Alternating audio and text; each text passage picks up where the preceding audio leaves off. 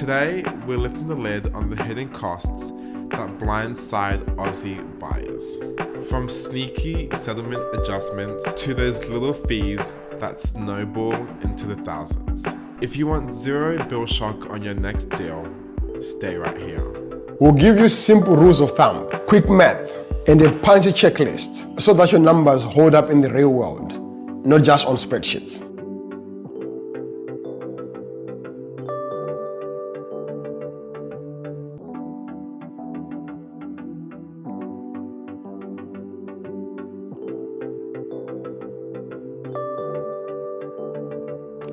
Welcome back to the Property Punch podcast, your weekly blend of bold property insights, straight talking strategy, and wealth building wisdom. I'm Tabo, first year uni student and part-time social media guy at Your Wealth Mentor. And I'm Washington, a property mentor here at Your Wealth Mentor and your guide through investing in property. On today's poll, we're going to break down the hidden cost of buying property. And we're going to divide this into 4 categories. 1, upfront. 2, settlement in first month. 3, ongoing. And 4, exit costs. Plus a section of finance fees, which you like to hide in the fine print. Grab your pen. We're going to save you stress, time, and stacks of cash.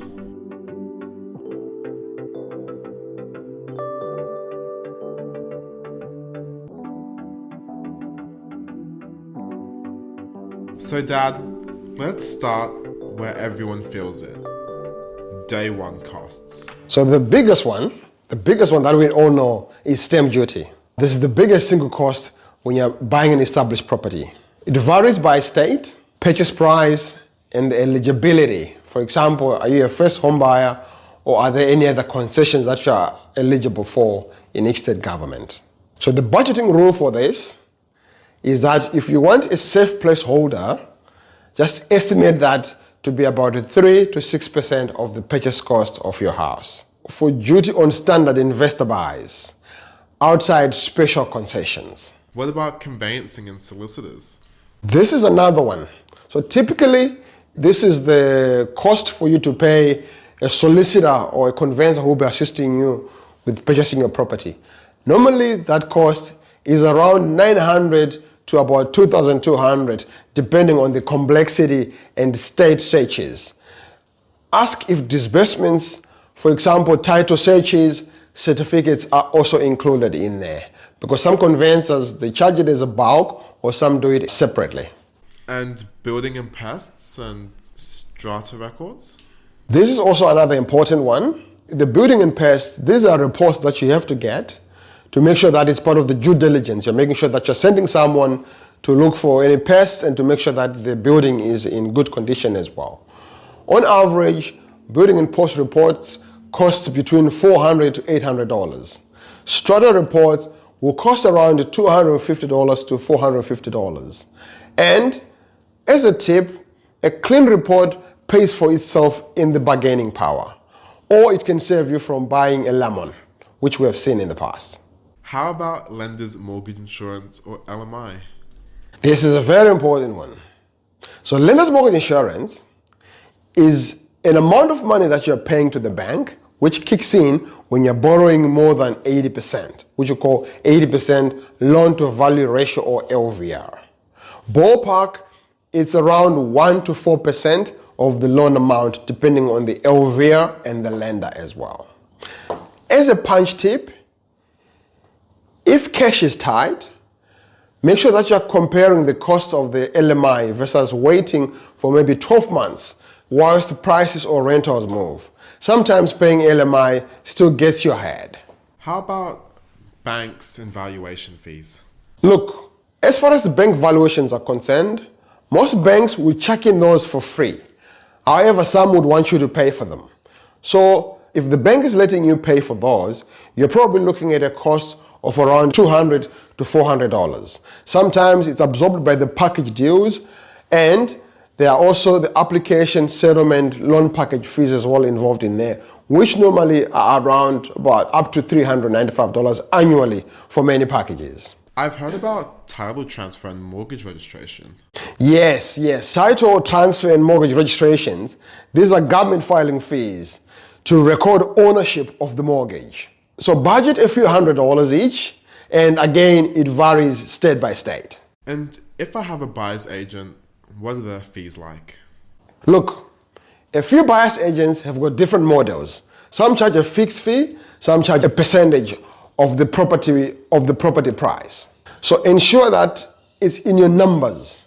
Good buyer's agents can save you multiples of their fees in negotiation and location selection. So as a quick nugget, create a day one buffer that is equal to an extra 1% of the purchase price for surprises. If you don't use it, great. You've got a head start on your maintenance fund.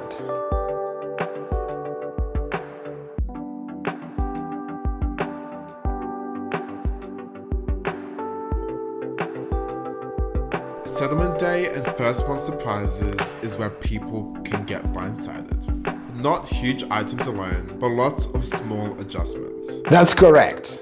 Settlement adjustments. So this can be pro rata cancel rates, water charges, strata levies, land tax where it's applicable. If the seller has prepaid, you will have to reimburse your share from settlement date to the end of the period. This can be hundreds to low thousands of dollars. There's also the insurance from exchange and settlement. So this will include things like building insurance, which is often required from exchange on houses. Check your contract or your solicitor. Landlord insurance starts when tenants move in. This is around about $500 to $1,000 a year, and it's a very common one as well. This might seem like an obvious one, but utility and connection fees are also there. Very much so, and very, very important. And plus water rates and NBN as well, those can be included in there. So moving costs, things like locks, rekeying, smoke alarms, compliance setup, budget a few hundreds to about $1,000 as well, depending on services and moves. Immediate repairs and safety items are also very important. Those are very, very key. Little fixes post-settlement for doors, door closures, smoke alarm service, minor patch-ups. Keep around $500 to about $1,500 ready, especially for older properties. As a quick tip, ask your solicitor for a draft settlement statement a few days early so you're not guessing transfers on the morning of settlement.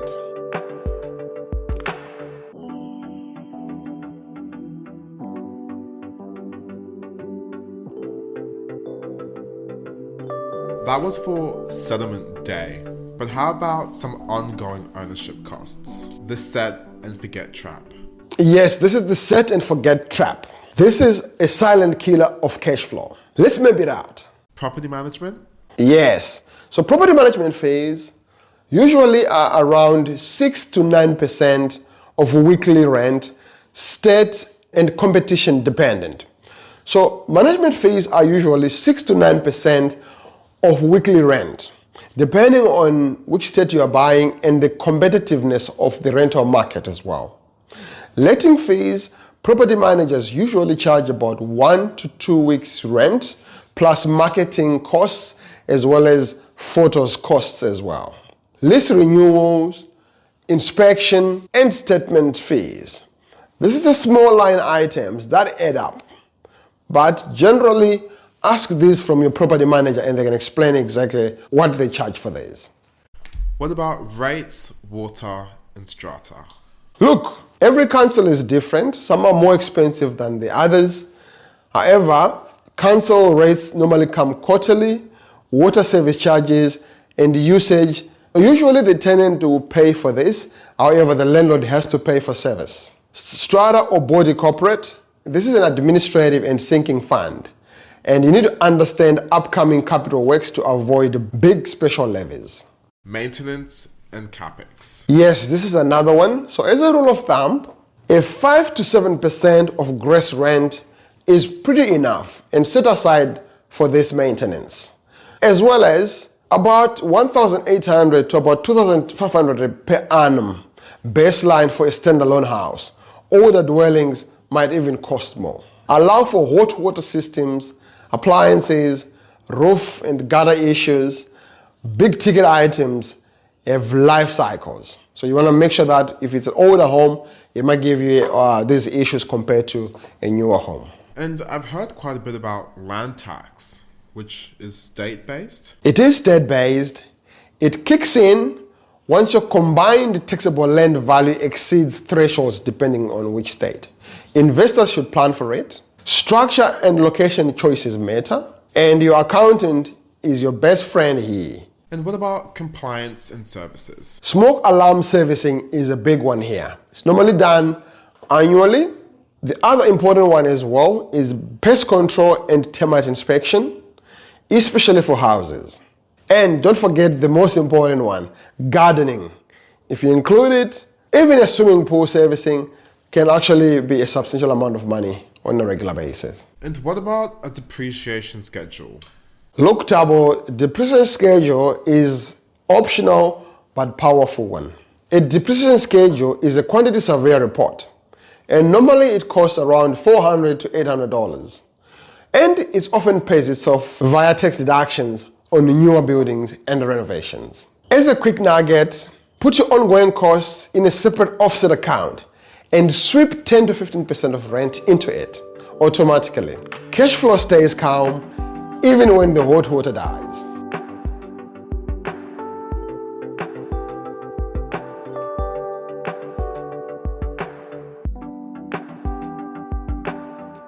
So those are some ongoing costs, but how about finance fees and lenders traps? These ones hide in product guides and package benefits. There can be some annual package and offset account fees. Normally the bank charges you some amounts around up to about $400 a year, and this is very common. It's worth it if you use the offset properly and get genuine rate discounts. How about rate lock fees? If you're fixing your rate prior to settlement, lenders may charge what they call a rate lock fee, which is sometimes a flat fee or a percentage fee. Valuable in volatile markets, but know the costs and time window. Interest-only expiry and reprice risks? Yes, when interest only reverts to principal and interest, repayments jump up. So diary the expiry at settlement. Renegotiate 60 to 90 days out. And sometimes also budget for break fees or discharge costs, especially if it's a fixed loan, because once it's broken early, then the bank will charge you some cost there. Another one that's important as well is mortgage discharge and what we call a PEXA and e-conveyancing fees. These apply when you refinance or when you sell. I've heard quite a bit about professional valuation shortfalls. That's right. If valuations come in low, you might need extra cash to close or lender's mortgage insurance jumps. Always hold a buffer for this. Another quick nugget, calendar all your loan anniversaries. Use them to reprice with the lender. Dead simple way to save over the life of the loan.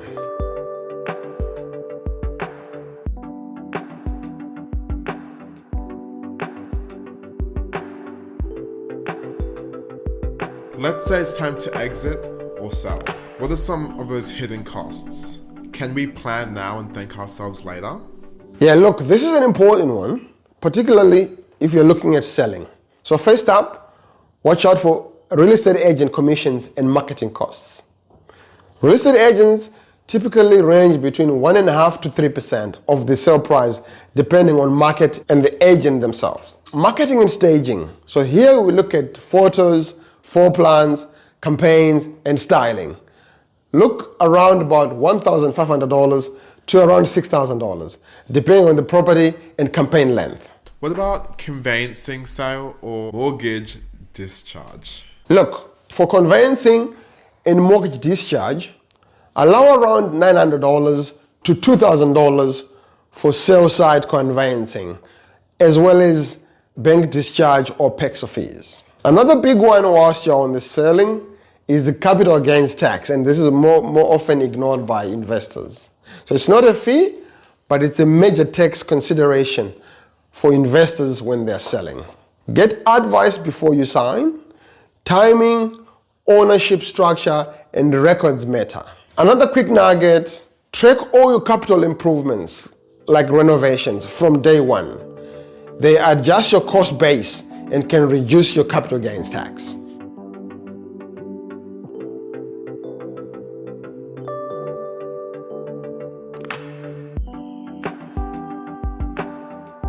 So let's go through our rapid fire checklist and rule of thumb. That's right. Duty placeholder, 3 to 6% of price, investor broad estimate. Conveyancing, $900 to $2,200. Building and pests and strata. Building and pests around $400 to $800 and strata around $250 to $450. Lender's mortgage insurance, if you're borrowing more than 80%, budget around 1 to 4% off your loan. Title and mortgage registration, a few hundred each. Settlement adjustments, rates, water, levies, pro rata, hundreds to low thousands. Insurance, building from exchange houses, landlord from tenant to start. Property management fees, 6 to 9% plus 1 to 2 weeks rent letting fees. Maintenance reserve, 5 to 7% of gross rent, or $1,800 to $2,500 per annum. Strata, you're looking at about administration and sinking, check capital works plan. Land tax, plan once your portfolio grows. Quantity surveyor depreciation schedule, $400 to $800 once, and it's worthwhile as well. Loan package and offsets, you're looking at about $395 per annum. Know your benefits. Rate lock, break and discharge. Read the fine print. Exits, exit fees, 1.5 to 3% commission, plus marketing, staging, and sale conveyancing. And what about your budgeting formula? I like to keep it very simple and safe. Upfront buffer, excluding stamp duty, look at about 1.5% to 2% of purchase price. Stamp duty placeholder, 3 to 6%, until you run exact figures. First home ownership, buffer around 2 to 3% of purchase price. This covers property management, rates, insurance, and minor repairs as well. Stack those in your feasibility so nothing clips your wings. So what are some action steps after hearing and talking about everything we've gone through today? Look, as action steps, download or build your hidden cost checklist and keep it with your borrowing calculator. Get exact stamp duty and government fees from your conveyancer or online calculators before you offer. Automate buffers. Sweep between 10 to 15% of rent to your expenses offset, or if future issues become little speed bumps, not brick walls. If you want a sanity check on your numbers, book a quick chat with our team at your Wealth Mentor. A 15-minute look can save you thousands of dollars. If this helped, hit follow, drop a review, and share this with a mate who's house hunting. We're here every week to keep you sharp. Sip smart, invest better.